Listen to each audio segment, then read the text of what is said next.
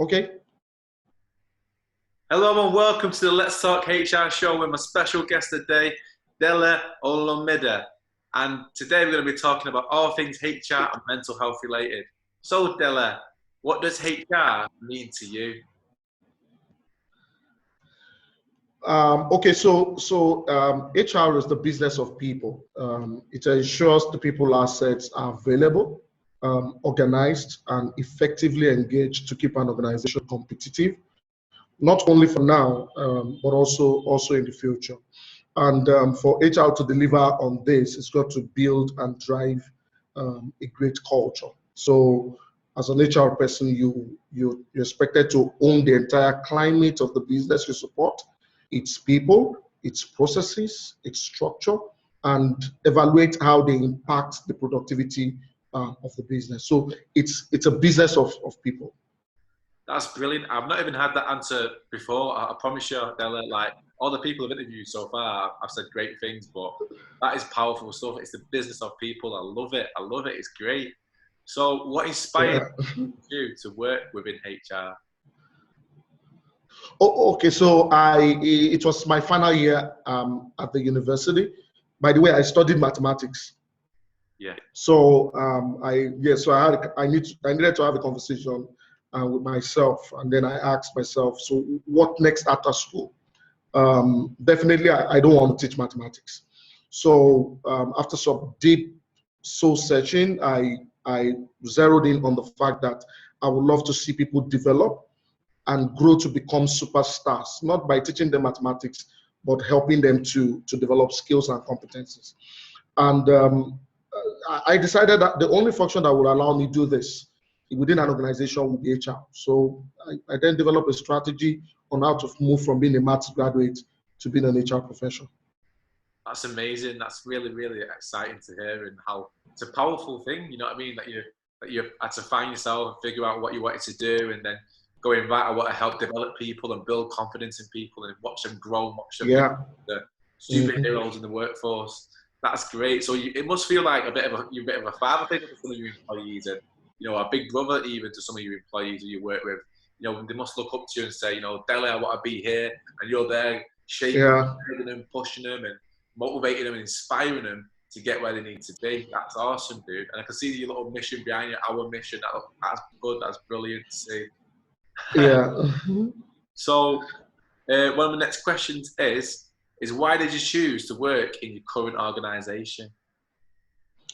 First, the Clark Energy brand is a world-class brand. I love the brand. It's a successful one. And the business it operates within the space in which it operates, was entirely new to me. I've been in fast-moving consumer goods. I've been in gaming. I've been in information technology, but this was energy. So I saw it as an opportunity to learn something new and to make contributions in the process. Secondly, at the time Clark Energy Nigeria was recruiting for the HR role, it was going through a transformation. So during the interview, the leadership was clear about my assignment. I would help evolve the HR department for the Nigerian business into a more strategic function. So in fact, it was as though I would be building the department from the ground up, more like helping to replicate the global business's HR systems and structure here in Nigeria. So that for me was massive, because it means I would also help rewrite and drive a new culture for the Nigerian business. The third was autonomy. All right, so in this space, I will be in charge. I would have responsibility for the HR and admin function. That's not a power and control thing for me. It's a growth thing, okay? Yeah. Because now I will be forced to learn and to grow. I would have to deliver solutions to the business that I probably haven't done at this scale before. So, and I will be accountable for them. So that was an opportunity I didn't want to miss, so, which is why I decided, the next move would then be Clark Energy Nigeria. That's brilliant, Dele. That's really inspiring to hear. You know what I mean? That you threw yourself into it and you thought, I'm going to be able to sink or swim here. And I can see that you're clearly swimming, and you're probably not even you're doing more than swimming, you're flying. You know what I mean? So that's, like, honestly, it's great. It's so great. I love the passion you got behind what you're saying, and it's just brilliant, honestly. So, some people who I chat with, They're like, you know, they all come from all different walks of life, but it's passion is one of the things that is contagious. You know what I mean? I love it. Absolutely. Absolutely. Which leads me on to my next question, is how important is the mental and emotional well-being of your workforce? So at Clark Energy, our people are more than resources. Okay, they are critical to our operations, and of course, their well-being is key to what we do. I mean, these are guys jumping around and fixing engines and delivering services all around the world. And this is central to the conversations we have as leaders. And of course, we are intentional about our investment in what keeps them healthy, their well-being, their healthcare, everything. So this investment have been a point of interest for us, even pre-COVID. And during COVID, it was even more central, because unlike other teams, more than 50% of our workforce were on the move. You know, we fall into the essential services sector. So because of what we do, work was still on for us. And in addition to the COVID situation in Nigeria, the issues around insecurity was also there. So that is still there as we speak. So it was important to us that we keep engaging with our employees throughout this period, encouraging them to verbalize their fears and also responding appropriately. So we got them to we got them to see the interventions we're putting in place to make them safe while they work. We do this through constant communication with them. We also provide them with needed information and hold our customers accountable for the safety of the sites where they work. Of course, we also do not abdicate our responsibility in that regard. So employees know that we support them. They know that we have their back. We even empower them to escalate any issue around safety. So these are the things that we do, and that's how important it is for us that our employees, of course, have their well-being intact. That's really brilliant to hear, and that independent thinking as well. You're encouraging and empowering people to be the best versions that they can be of themselves, and to be able to, you know, connect with you as leaders and HR bosses to say, this is where I'm struggling, this is where I need to be. How can you support me? How can I support you? Teamwork, moving forward, driving a business. I love it. Honestly, I love that stuff. And what strategies have you found beneficial to support your employees' well-being and development? So like, what any tools, any techniques, any strategies to help, you know, get the employees' well-being and development on point? So first is to keep employees talking. Okay, because the moment they stop talking, you stop knowing how they feel. And don't just keep them talking, you've got to also keep the leaders listening. So you've got to create and drive a culture of open and respectful engagement that is built on trust. So get them to talk with themselves, get them to talk with their managers, get them to talk to HR. Create systems that allow them to speak about how they feel and genuinely listening. And one way to get employees to know you're listening is to move from empathy to compassion. That is, go beyond we know how you feel to how can we help? What can we do to help? How can we make the situation better for you? Okay. Secondly is to drive a work-life balance agenda. Family time and time off work are as important as work time. These are some of the things we do. You see, some employees don't know how to slow down, and they may not even know what toll this is taking on them, especially when they love what they do. So you've got to help them create a system. You need to help them by creating a system that allows them to rest and spend time with their families off work entirely. One way we have done this is to ensure for us in Clark Energy Nigeria that we reduce weekend work. Okay, so we reduce it currently to about 50%. So you've got a few employees working on weekends. All right, but by next year, quarter 1, is to completely eliminate it so that employees will have time, of course, outside of work. Another way is that we have built flexible working hours, of course, into our work time, where office employees get to choose their resumption and closing time. And as for vacation, HR tracks vacation. Again, at the point we realized employees were not going on vacation, it was work.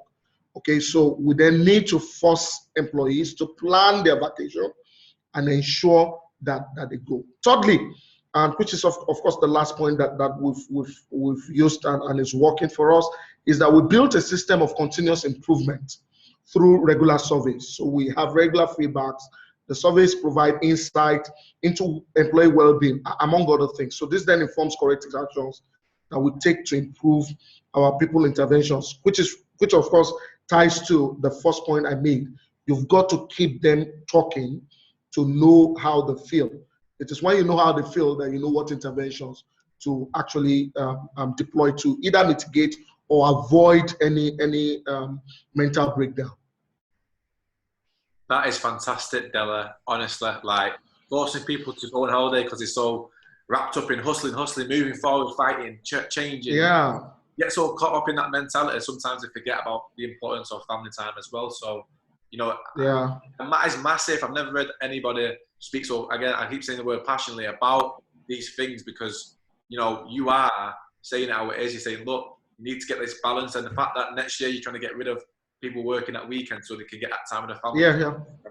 I've not heard any company, like people that I've spoken to so far, speak on these terms, and so that means you're very, you know, at the edge. You're evolving as a company to understand that work-life balance, and that's massive. You know what I mean? Because again, like my father, he works in sales. Won't mention the company, but you know, he don't get that much time off, so we don't get a chance to see him and like, spend it in his life. But I can see how it's sorry, go on, Dele. As you're saying, I'm listening. Feel free to cut me off at any point. We'll chat. You're right. You know, family time is massively important because, you know, without it, you sort of lose touch of reality a little bit of what's the purpose behind what we're doing. So that's my opinion on it. So I'm really great company there. Thank you.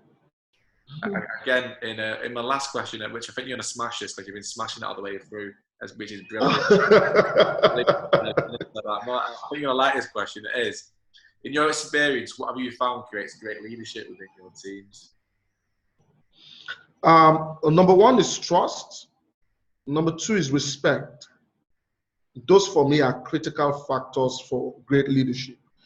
Dr. Adize, that wrote Managing Corporate Life Cycle, says that for organizations to thrive and be productive, this trust and respect must be mutual between the leadership and the teams. Okay, so for it to be mutual, the leader must drive a sense of shared vision and value. So both the leadership and the team agree on where they are going, and also have the same values altogether.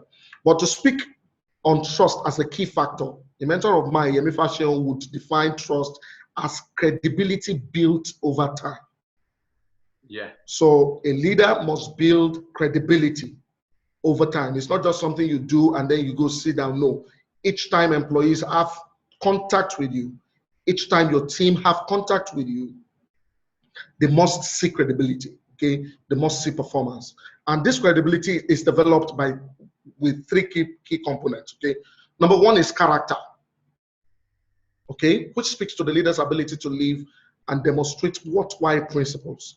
So for something as simple as honesty, as a leader, are you seen as being honest? Do you have the courage to speak the truth and to admit when you are wrong? Are you fair in your dealings, not only with the team, but even outside of the team? Okay, so the values that you operate within or that drives your life goes beyond your team, even into other dealings. Okay, so these principles lay the foundation for character. Number two is competence. Do you have the technical expertise and people skills to get the required results? Are you able to articulate the vision for the team in a way that inspires action in them? Do you know what needs to be done and how each of this team, each of your team members should contribute to the vision? And of course, are you able to solve problems when they arise? Because what's leadership if you can't help the team solve problems when they come up?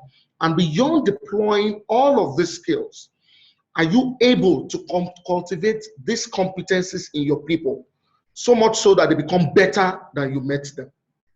So that's key for competence. Number 3 is charisma, and this is where most leadership, most leaders that I've met miss it. Okay, do they have the capability to communicate without verbalizing it? That they have good character, they are interested in their team, and they're strong at what they do. So you've got to be able to help your team believe that you are worth following, and that the vision of the team is also worth pursuing. So you must inspire them to believe that you got their back and are genuinely interested in them. And with all of this, you must be able to influence to believe in the vision. All right. So for me to build trust, you've got to have sound character. You've got to be competent at what you do and be able to build this same competence in your people. Number 3 is charisma. Let them be able to see that you are worth following as a leader. Wow, I don't know what to say there, Dele. You blow me away. I'm listening and I'm thinking, you are right. Absolutely. Like, it's just great to hear and so refreshing, you know, to hear like the thoughts that you've been sharing with me and the opinions and beliefs that you've had around HR and leadership is massive. Like, you know, character, charisma, commitment, communication, trust at the end of the day, again, massive, massive things. And I'm gutted that we're coming towards the end of the podcast. And I just want to say thank you so much, Dele, for your time today and the opportunity of sharing your wisdom with myself and the audience who will hopefully tune in and get some value away from it, how I have with yourself. It's been really powerful and been really special. Thank you so much, Jack. Thank you. Thank you so much. No worries at all. Right, guys, thank you for listening. Thank you for tuning in. And I'll see you in another podcast soon. Check it out. Come on, share it, guys. Thank you so much. Take it easy and have an amazing day.